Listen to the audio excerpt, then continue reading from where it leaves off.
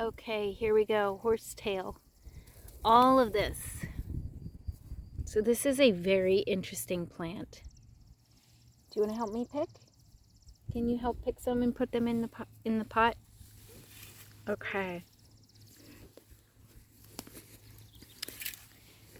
So I am going to share with you, after I pick all these, a whole bunch of really good, useful information. You want to say hi? Hi. About horsetail. But let's just look at the identifying characteristics. So there are a lot of species. This is Equisetum family. It looks like, like, I don't know, a scour. Well, they call it like scour brush. Like, yeah, it looks like you could scour with it. The stem has these like segmented portions, like rings almost.